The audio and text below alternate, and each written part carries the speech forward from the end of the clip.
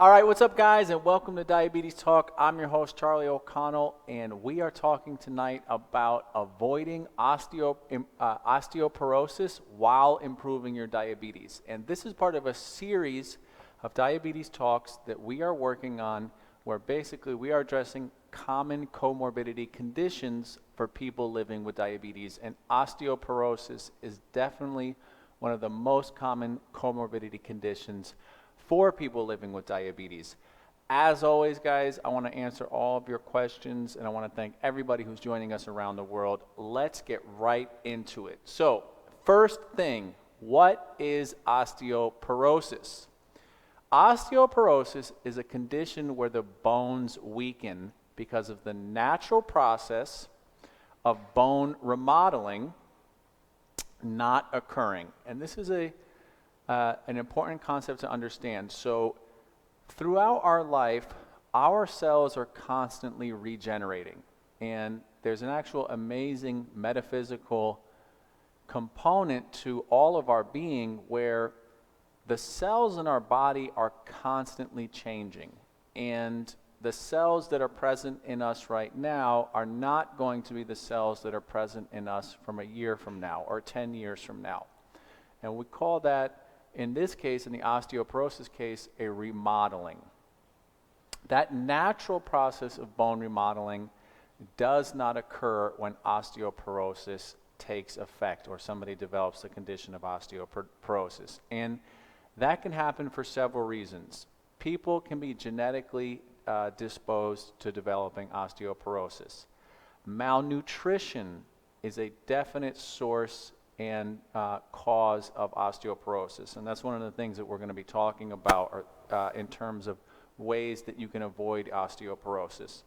There are also other medical conditions that can lead to osteoporosis. Now, and lastly, many common medications. And this was something that I really found interesting when our team was doing the research. I found it interesting that some medications can actually contribute to the development of osteoporosis. About 54 million Americans are either living with osteoporosis or are at a risk for osteoporosis. So that is a really, really big number. And you know, generally speaking, having a low bone mass is something that we want to be concerned with and we want to be taking steps to address. Now, one thing that's important to understand is that there are no visible early signs of osteoporosis. It's often called a silent disease because you can't feel your bones weakening. Basically, the breaking of a bone is actually usually the first sign of osteoporosis. So if you have a family history of osteoporosis, if you have malnutrition or you have gone through malnutrition at some point in the past, or if you are taking some of the medications that we're going to be talking about, you definitely want to increase your awareness of the potential for osteoporosis. The other thing that's interesting is up to 1 in 2 women and up to 1 in 4 men age 50 or older will break a bone due to osteoporosis. And it's a myth that men do not develop osteoporosis. Now, let's address, why osteoporosis is more common in women.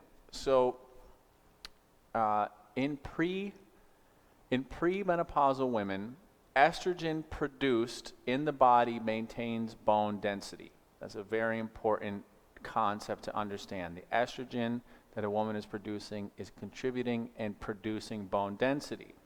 Following the onset of menopause, bone loss increases each year and can result in a loss of up to 20 to 30% of bone density in the first 5 to 10 years after menopause. And that is one of the reasons, and that is why it's believed that women osteoporosis is much more common in women, because men don't have an event like that where there's an actual hormonal change and shift that triggers an onset of lack of bone remodeling, causing lack of bone density. Now, There are other factors, okay, that contribute to risk for osteoporosis. And I want to talk about these, and these are behavior related. So the first set of circumstances that we talked about related to risk for osteoporosis were either genetic or nutrition based. The following things we're going to talk about are behavior based. So smoking definitely increases your risk for osteoporosis. A vitamin D deficiency, and we're going to talk more about the importance of vitamin D. Excessive alcohol or excessive caffeine consumption can lead to an increased risk in osteoporosis. And I found that one especially interesting because I drink a lot of coffee. And, you know, one thing that is important to understand is consumption of anything in excess usually is bad. And this was kind of a wake-up call for me of excessive caffeine consumption can lead to things like a weakening in bone density. If you have had weight loss or have a low body weight, or if you have a small frame or are small boned, that's something that you could increase your risk to osteoporosis. And physical inactivity. All right, and we're going to talk more about how physical activity helps you avoid osteoporosis. Now, here are the medications that you need to be careful for, okay, in terms of a risk for developing or if you already have osteoporosis. So, prednisone. Prednisone is a medication that's known to cause bone loss. Dilantin is a medication that's known to cause bone loss. So these are actually very, very common medications that many, many people take, and it's important that you understand the side effects of these medications. And generally speaking, it is so important that you are aware of all of the side effects or potential side effects of medications that you're taking. And if you're not sure, if you can't read the medication labels, if you don't understand what is being communicated, you really, really need to talk to your doctor. All right? Now, so that's kind of that is generally speaking, those are kind of the conditions that lead to an increased risk of osteoporosis. Now, what can we do to avoid developing osteoporosis while improving our diabetes? So this starts off with nutrition, and specifically eating a healthy diet that includes dairy products, okay, but specifically foods that contain vitamins and minerals like magnesium, calcium, and vitamin D. Those are the vitamins and minerals that are essential for bone remodeling and maintaining bone density. Now, other sources, nutrition sources of those types of vitamins are fish, vegetable proteins like legumes and soy or quinoa, fruits and vegetables. One of the things that's so interesting to me is broccoli is one of the best sources of calcium there actually is. So many people living with diabetes have issues with milk and maybe lactose intolerant. Another thing that's important to understand is that sometimes dairy products can contain lots of sugar. So if you're lactose intolerant, if you are weary or wary of consuming dairy products because they have an impact on your diabetes, then something like a food like broccoli can definitely address a lot of these vitamin requirements. The other thing is things like plain yogurt or like Greek yogurt, for example, are great sources of dairy that contain these essential vitamins like vitamin D and calcium. And those are foods that you can consume that should not have a large impact on your glucose levels. And ultimately, guys, it's very important to understand, to acknowledge, and to recognize that if you are a person living with diabetes, that fundamentally means you have trouble processing carbohydrates. And it's just very important to acknowledge that, and there's some common sense involved here. If you have diabetes, the less you consume carbs, generally speaking, the more control you are going to have with your diabetes and the less medication you are going to have to take. And I personally have been experiencing that lately, where I have been cutting back on my carbs, especially at nighttime, and I have had a corresponding reduction in the amount of insulin that I have to take. Okay? And I really want you to basically think about that and embrace that.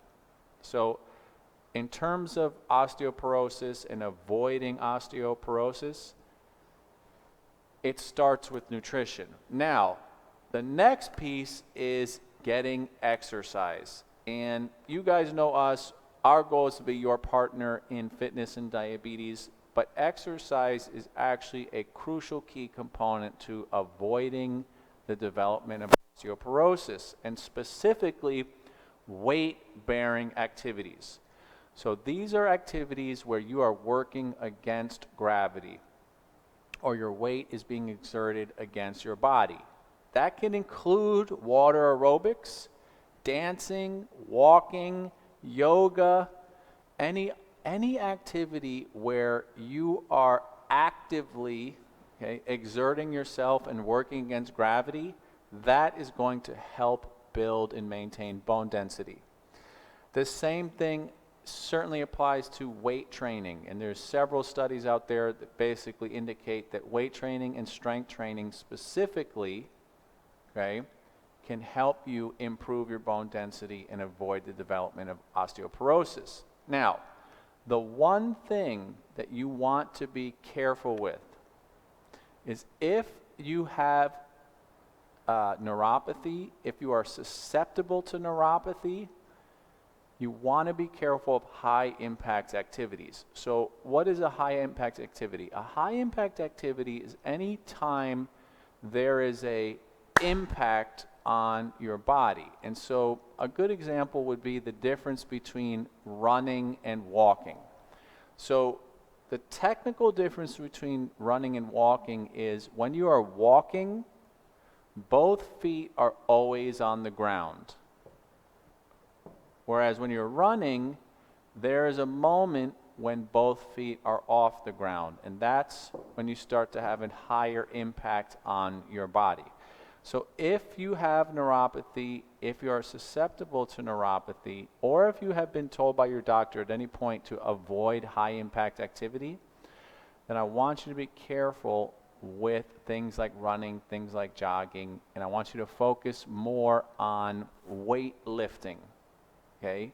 And as long as you're doing weightlifting smart and basically focusing on high repetition, okay, that can be an amazing, amazing way, okay, to basically achieve strength training and basically a way to build, okay, and to do weight-bearing activities. So, in a nutshell, guys, osteoporosis is a very, very common comorbidity condition affecting many people. It also is a common comorbidity condition with diabetes. There are things that you need to be aware of in terms of your genetic predisposition, in terms of behaviors, and in terms of medications that you may be taking that puts you at a greater risk for osteoporosis. And there are things that you can do to avoid that or to slow down the development of osteoporosis, and that starts with nutrition, making sure that you are actually consuming the vitamins, minerals, and nutrients essential for bone remodeling and maintaining bone density, and then performing weight-bearing activity. All right. We got a ton of questions coming in, and I want to address those questions now. So, first off, I want to say congratulations to Dottie for losing more weight. And guys, we had a couple amazing testimonials today of people sharing with us from around the world how they are improving their A1C, losing weight, and reducing the amount of medications that they have to take. And it's all because they are taking back control of their situation, putting in the hard work, and getting in the glucose zone on a consistent basis.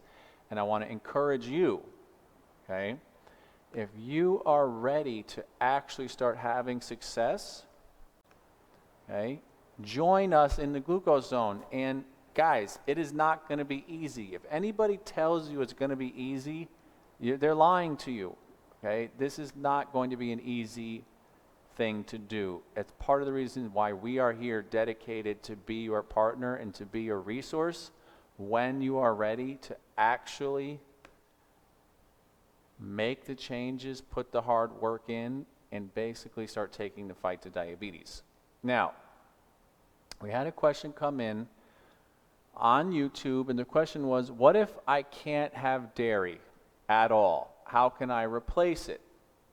So that's a great question, and this is exactly why we talked about there are other types of foods where you can gain access to these 3 key vitamins and minerals, which are vitamin D, magnesium, and calcium.